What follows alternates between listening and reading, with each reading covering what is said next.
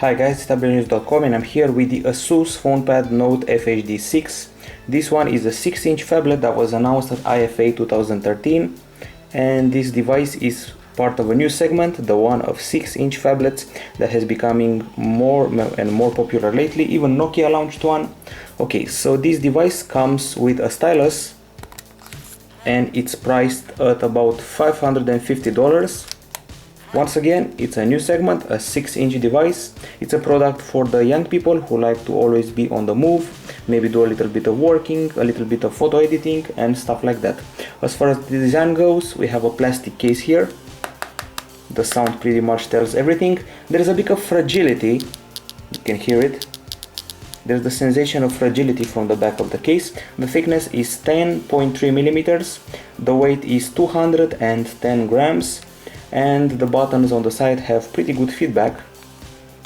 There are two versions of this product, black and white, and up front you can see that we have two big speakers, one at the bottom, one at the top, two stereo speakers that look promising. Okay, now let's analyze the front. In the upper area we have the front camera and sensors for proximity and light. Notice this big metal frame all around the device that offers it some extra solidity and resilience. On the side we have these buttons here of volume and on-off. On the other side we find a lid that hides the micro SIM card slot and the microSD. Very nice lid, very easy to put back into place and sticks with the general edge of the device. At the top we have the audio jack.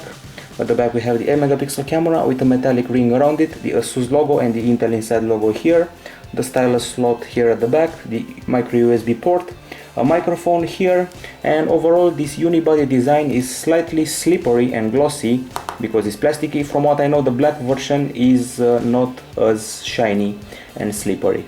This is a giant device, but you can get used to it. It's much bigger than your average phablet, but still not as big as a Galaxy Mega device. So once again, it's huge, but you can get used to it. On the hardware side, well, we've got here an Intel Atom Z2580 CPU. This one is a dual-core processor with a frequency of 2 GHz, and the GPU is a Power VR SGX 544 MP2. This one is a GPU with a frequency of 533 MHz. By the way, the CPU I mentioned earlier, that Intel Atom Z2580, well, it's a Clover Trail Plus, in case you're wondering about its real identity. This screen that you can see here is an IPS Full HD 6-inch screen with a density of 367 ppi and 380 nits of brightness.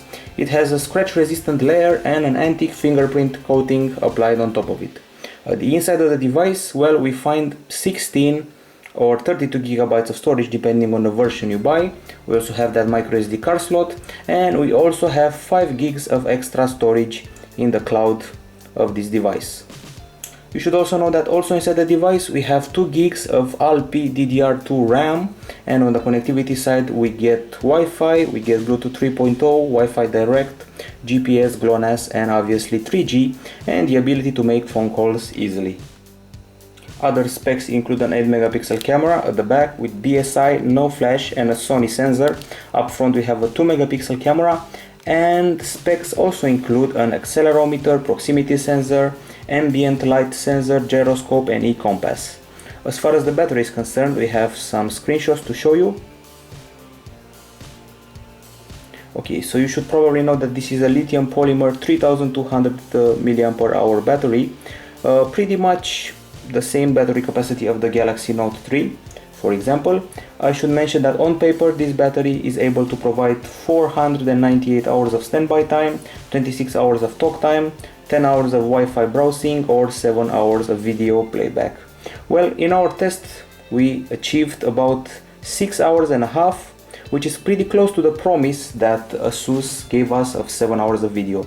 What we did is play Full HD video with Wi-Fi on and 50% brightness, and as you can see it lasted about 6 hours and a half with the screen on, and we still had about 4% left of the battery, and we started off with 97%, so about 6 hours and a half of Full HD video playback continuously on this device.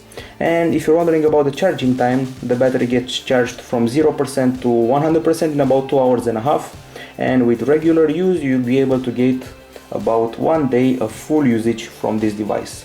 There's also some battery saving to apply here. In the settings area you get power management and power saving. Here you see we got a performance mode. You can activate smart saving with an ultra smart saving that disconnects the network connection when the device is suspended, an optimized mode and a customized mode where you can choose certain apps depending on your usage of battery, or you can deactivate this and do your own configuration, keep Wi-Fi on during sleep. So a lot of settings that have to do with the battery. We also have a power consumption table that you can see and the time used and the power used by each application. Okay, so that's pretty much everything you need to know about the battery. Once again, the same capacity as the Galaxy Note 3, 3200 mAh. The Note 3 achieves 9 hours and a half of video playback. This one achieves 6 hours and a half, and that's because of the Intel CPU inside and this screen. Overall, it's not bad that you get 1 day of usage from this device. Okay, now time to test the audio. And before we test the audio, I want to show you the bundled headphones. This is the pair of headphones, pretty comfy to fit in the user's ear. As you can see, they're branded ASUS, and as I said, quite comfortable. Okay, now let's enter the music app. Here we go. We have a bunch of songs here, and let's see how we can arrange them. We can arrange them by artist, by albums, by songs, or by musical genres. So let's go with this one and let's play this tune. Turn up to the maximum.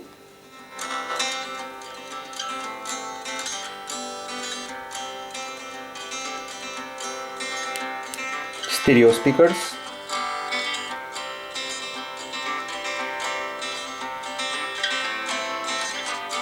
Once again, this is the maximum volume.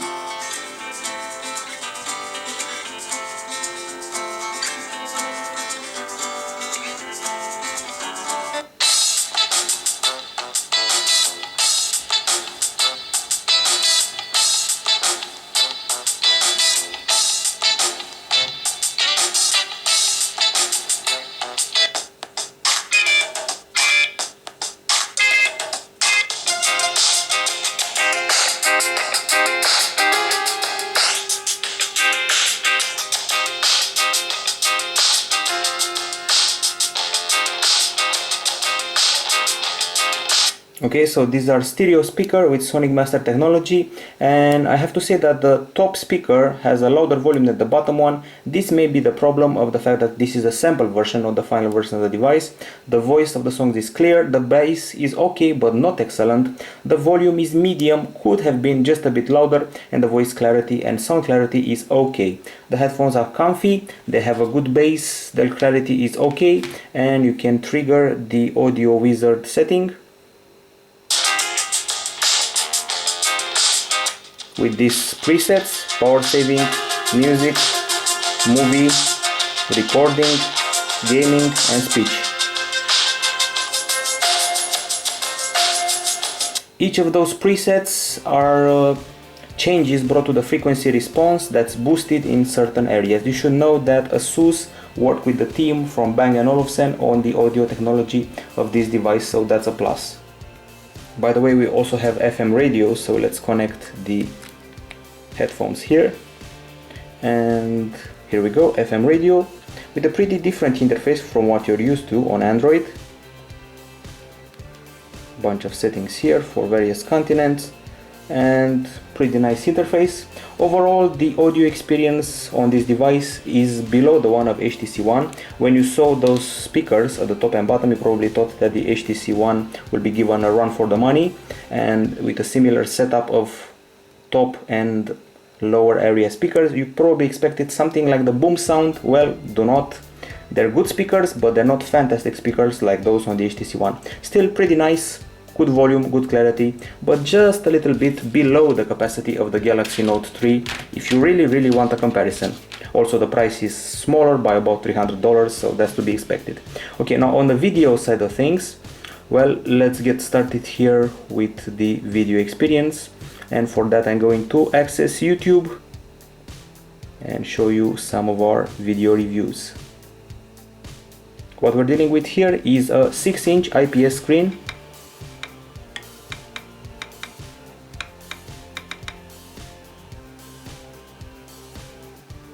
Okay, I'm going to choose one of the reviews. As it happens, an ASUS review. Once again, 6-inch IPS Full HD screen with a pixel density of 367 ppi. And skipping this ad and checking out our video review from here. This is not your typical IPS screen, it's actually a LTPS LCD, low temperature polysilicon screen. What this translates to is lower power usage and a thinner panel. We also have 178-degree viewing angles here, so quite wide viewing angles, no problem in that area. The pixels are of the RGB stripe kind and we get 380 nits of brightness. The screen behaves well in full sunlight. We have good contrast and vivid colors without oversaturation. This is the maximum brightness available. We also have some options here for the screen, but let's go back to the playback experience now with a maximum brightness. Once again, vivid colors, no oversaturation, no problems of this kind, so quite a good display. You can also tweak your video experience. For example, let's see, we can go into the settings area right here, display, and at the bottom you'll find a reading mode. This reading mode, as is written right here, will adjust the screen color of the selected applications to optimize the reading experience. So you can basically turn it on and you can already see that the screen hue is different. You can add applications to apply reading mode to. Obviously Kindle is at the top, also the calendar and the web browser, and you have special settings for the image and text mode that will balance the colors for seeing images and text, and also a text only mode. It makes the screen slightly yellowish, or rather said beige, so you can actually read better text. This typical white background does not favor proper e-reading apparently, so thanks ASUS, so we have special settings. As I said, you can tweak your color temperature in some of the apps, so make it easier to read. Following that, we can also tweak the reading app and image app yet again with the ASUS Splendid application. Here you can change the color temperature according to your needs. You can activate the vivid mode, exemplified by these images here. We can also do some enhancement. Said enhancement is available for the hue and the saturation, or you can go back to basics and keep the default mode on this device, which I recommend actually. Okay, so that's the way to tweak the screen on this device. Overall, it's a very good screen. I have no objections concerning it. I like the brightness, I like the contrast, even in sunlight, and I like the viewing angles, so this 6-inch Full HD screen is actually pretty good. Okay, now as far as the camera is concerned, we have here a small castle, and let me start up the camera. So we're dealing with an 8 megapixel sensor here. It's a BSI camera with f2.0 aperture, and it has a Sony sensor, in case you're wondering. We can take pics and videos at the same time. There is a burst shot mode, there's no LED flash. And let's get back to the camera UI. This brand new camera UI is basically the same one you've seen in our review of the ASUS Transformer Pad TF701T. So we have a bunch of effects here on the left side that include dropper, vintage, nostalgia, low-mo, grayscale, negative, vampire, C, and goggles. Then we move on to the settings. Once again, the same UI that you saw on the new Transformer Pad. Okay, so we have here white balance, ISO, exposure value. We even have a noise reduction feature available here. Plus you can select the camera resolution in either 4:3 or 16:9. Ratios. Select the shutter mode, self-timer, burst shot, either fast, slow or off. Focus modes available here as well. Some video options, once again white balance, exposure value, and video quality up to Full HD. Smart brightness, guidelines, burst review, camera sound, and other usual options. That's it in the settings area. Well, in the lower right here you have the main options of the camera, sort of like those that Samsung offers on the Galaxy S4, only sort of, not exactly. We have HDR, beautification, panorama, a night mode, smart remove if you want to remove someone from the picture, all smiles, and the ability to create a GIF animation. Some video options as well, normal video and time-lapse in case you want to do a time-lapse of sorts. Okay, now let's actually take a picture of the castle. You can see that the pictures tend to be overexposed, especially after you focus. And this is the castle from earlier. When the light is good, the pictures are actually pretty good, but usually indoors you have to face just a little bit of noise. Okay, time to show you the photo samples we have achieved in daylight using this camera. Okay, so let's find those samples. Here we go. These are some examples of photos taken during daylight using this camera. You can notice that they have something in common. They have good clarity, but there is a slightly whitish hue on top of them for some reason. There is a slight layer of white that cannot be explained, and it's applied to them. We have vivid colors here. Actually a pretty good picture of close-up of a leaf. And we also took a panorama at some point. Should be able to find it here somewhere. This is the panorama. Even here you can notice the thing I mentioned earlier, the whitish layer applied on top of the image. As I said, it tends to overexpose the pictures, but at least the colors are vivid, they're not oversaturated, and we even have some HDR available for you. So regular picture, HDR picture. This is where it gets really white. Overall, the performance of this 8 megapixel camera is about on the same level as the one of a tablet, so usually camera tablets are not that good, so this one isn't impressive either. Indoor pictures, well, we also have those, like these ones. You can see that there is just a little bit of noise here. The clarity is pretty decent, but once you zoom in you tend to see that we're dealing with a bit of noise. In the video area, okay, so let's see this video. You will lose quality when zooming in, a lot of quality, and the issue with the white layer on top of pictures appears as well. At least the focus is good, you will not lose focus.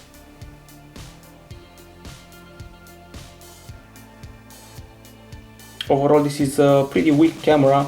It's below the 5 megapixel camera on the Nexus 7 2013, if you ask me. That was actually a pretty good camera, also from ASUS, while this one, well, not very impressive.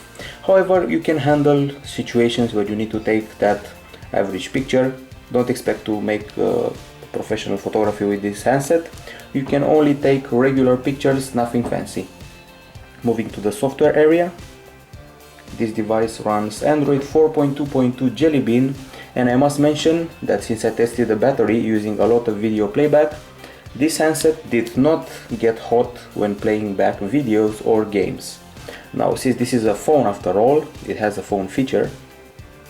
This is the dialer, and the call quality is pretty good, although I would recommend you use a handset because this can look huge next to your face. So call quality is good, the signal is good, there's no problem whatsoever, aside from the device being huge and requiring a headset.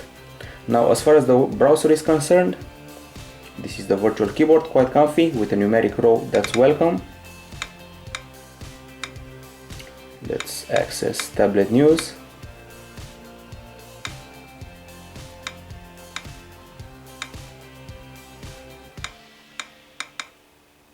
Here we go. The browser is reasonably fast, the text is quite crisp on the screen, as you can see. You can obviously pinch to zoom if you want to see things up close. And let's check it out in landscape as well. So that's all as far as the web browsing is concerned. Let's access an article here. As you can see, the browser is reasonably fast, which we expected from a modern device with Android 4.2.2, a device launched this year. And now in the benchmark area, I'm going to go to the screenshots, and I decided to compare this model to the Samsung Galaxy Note 2, maybe because even ASUS itself did that in their press release about the device. So this is the ASUS Fonepad Note 6 compared to the Galaxy Note 2. Well, in quadrant we scored 7,300 points, we beat the Note 2 with its 6000 points. Moving further, in Antutu we scored 21,000 points. Once again we beat the Note 2 by about 8,000 points, so quite huge difference. In Nenamark we scored 60.3 frames per second. We beat the Note 2 and it's 58 frames per second. In Velamo, 1973 points. We beat the 1800 points of the Note 2. And probably the most relevant benchmark, 3D Mark. We did the first test, then the extreme test, and then the unlimited one. The most relevant one is this one. We scored 7,300 points. We totally beat the Note 2 that scored about 2,900 points. Finally, Browser Mark, a decent score of 2,600 points. And inside here we have a dual-core Intel processor with a frequency of 2 GHz that totally beats the quad-core Exynos from the Galaxy Note 2 from last year, which is quite impressive. Now it's that part of the review that we're going to dedicate entirely to the stylus. Okay, so everything starts off with the digitizer pen removed from the device. And as you can see, we have activated a special SuperNote application, a SuperNote widget with a bunch of templates. And it's a very interesting thing here. After 5 minutes of not using the stylus, you are reminded to use it. And we also have an interesting area here. You can see that the stylus detached, last detected time 0 minutes ago. If you put it aside, you'll see that minutes will pass, and you can also check probable location on the map, which is a pretty cool feature. The stylus also works at about 10 mm distance from the screen, while the Galaxy Note 2 stylus worked on 12 mm from the screen, and this is actually better since you can work it a bit closer. Okay, I must say that when the stylus is removed from the device, you can see this little blue area appearing here, this little blue symbol of a pen, and if you draw it like this, you get a feature called Instant Page. Instant Page will allow you to draw, write, use an eraser and shapes on top of the background. So you can choose any background, for example even the web browser and even our website.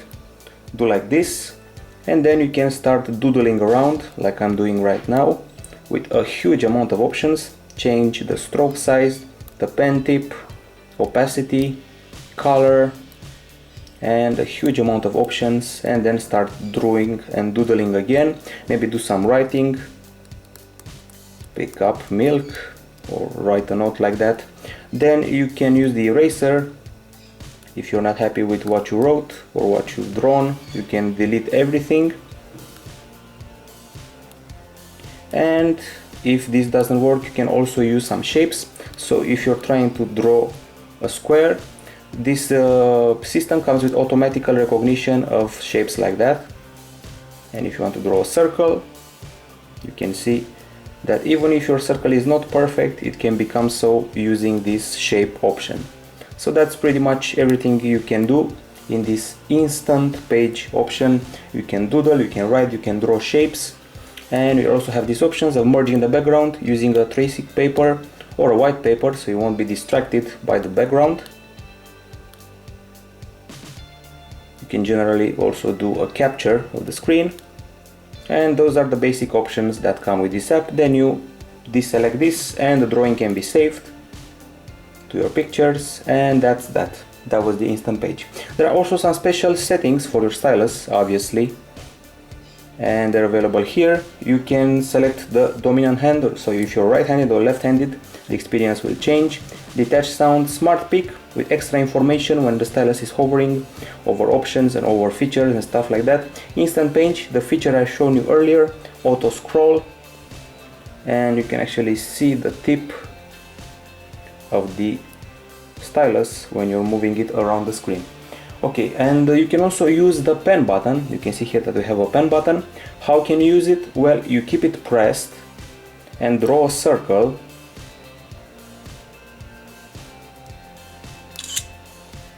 Like I just did. Wasn't exactly a circle, so I keep it pressed and I start drawing something on the screen to take a capture.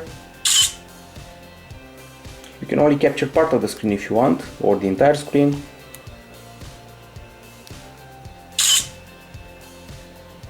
So pretty cool, right? You can also get rid of this little fellow by closing it down. And you can select a round area if you want, That's basically the things you can do using the button. A round capture or a straight line capture, depending on your needs. In order to do a rectangular capture, all you need to do is draw a line. If you want a round capture, you just do like this and you select the area you want to capture. Then you'll have to go to the gallery, where there's a special section reserved for such captures. These are the instant pages from earlier, and these are the screenshots I've just taken, bits and pieces of the screen that you can then edit and add information to them if you want. Okay, as you saw earlier, once I pulled out the pen, the SuperNote application has been activated with a bunch of templates included here: grids, blanks, meeting diary, memo, and let's choose one of them. And waiting for them to open. Here we go. Here you can use a lot of options, however, everything you knew about the SuperNote app has not been changed. This is exactly the same. You can use the keyboard to write something, or let's see the other options. You can do some handwriting.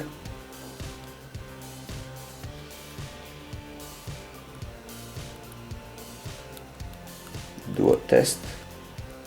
My handwriting is pretty bad. Let's see some other options, like this one here with a variety of brushes to draw, write and doodle on the screen.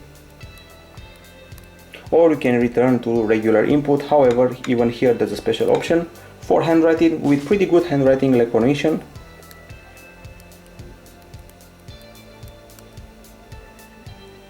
That was walk.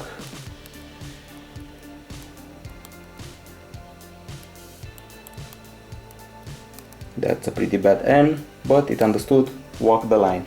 Okay, that was the recognition part. And let's see what the other stuff we have here. You can change the colors of the things you want to type, and you can insert a lot of media content, take photos, picture from files, text, image, audio recording, video, timestamp, stamp, and a huge variety of shapes. This may not be the S Note from the Galaxy Note devices, but it's a very useful app that actually dates for quite some time now, so it's a quite old application, and it has a good tradition for ASUS. You can also bookmark, read only, use pen only, and some of the settings associated to the SuperNote app are available here.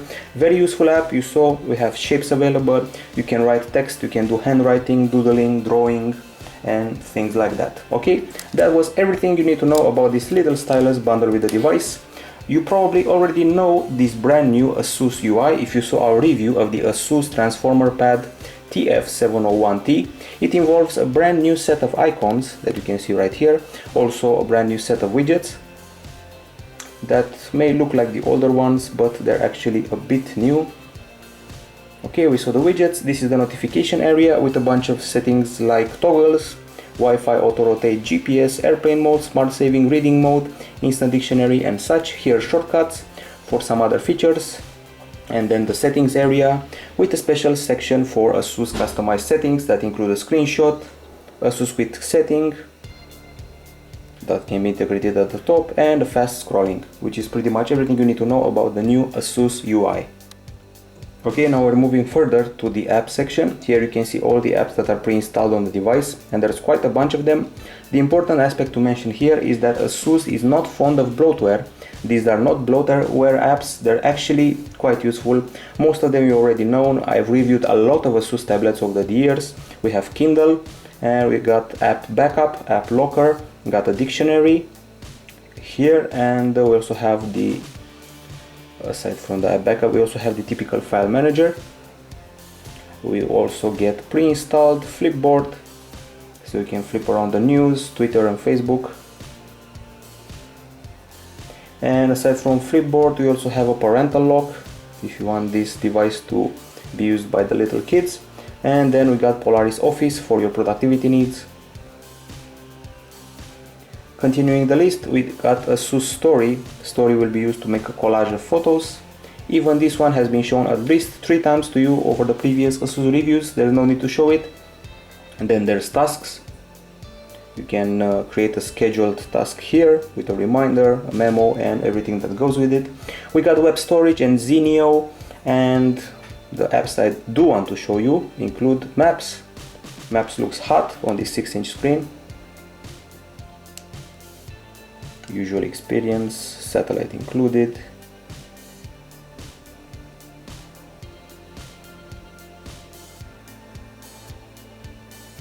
Okay, we're done with the maps.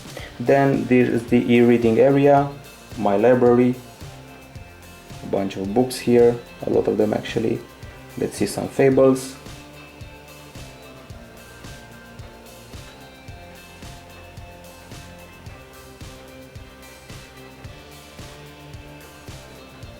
Some of the options available here include changing the font size,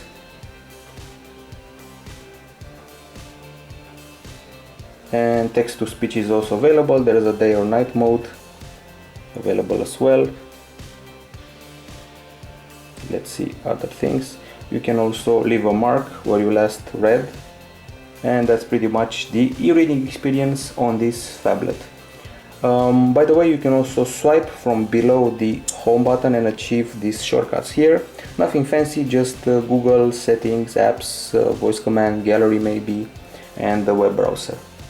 Other than that, let's see. We also have web storage from ASUS with a bunch of gigs in the cloud for you. And the interesting part is that web storage has evolved over the past years. Now you can open Office files and you can do some collaborative editing with people. So you can create a folder that people from other devices can open and work with you. These are the sections of the app: recent changes, collaboration folder, shared links, and once again, web storage is compatible with Office apps and you can open them and edit them with your mates. Okay guys, it's the end of the review. It's time to give a verdict for the ASUS Fonepad Note 6, the pros and cons. On the pro side, obviously the stylus, and obviously the fact that we're dealing with a phablet that's more accessible than a Galaxy Note. The price is better, and the CPU is quite powerful. You saw it taking on a quad-core Exynos and beating it in the benchmarks. And the apps are quite nice. They're not bloatware, they're actually useful, most of them. We got good pen recognition earlier. We have a great screen that's bright, has great viewing angles, good contrast, and behaves excellent in sunlight. And finally, there are lots of camera options to play with, even if the camera is quite weak. Okay, now on the con side, we don't have that many things to complain about. We got this glossy plasticky case that feels a bit fragile. We have this weak camera that I'll actually steer away from, because actually we have a big device and probably want to care more about the stylus than the camera. And another defect would be the fact that this device is too big to be a phone, too small to be a tablet, doesn't exactly know what it is. And finally, my last objection, the audio could be a bit better. This speaker is louder than this one, and the experience, although we have big speakers, two of them, it's not on par with the HTC One, so it's below it, and audio could be better. Now for the grades, we give the design an 8.5 out of 10. We give the hardware an 8.7 out of 10. It loses points here for the camera and audio, and we give the operating system and user interface 9.5 out of 10. It could have been a 10 if we had Android 4.3. The final grade here is 8.9 out of 10. This is an excellent phablet with a pretty good stylus. It's a good start in the stylus world for ASUS, and the price tag is almost half of the Galaxy Note 3 at many retailers, so this is actually a pretty good buy when it comes to value. Although the price may be half of the Galaxy Note, the experience is about 70% of the Galaxy Note, so you're getting a good bargain out of this. That's it from Tablet-News.com. This was the full review of the ASUS Fonepad Note 6. Bye bye.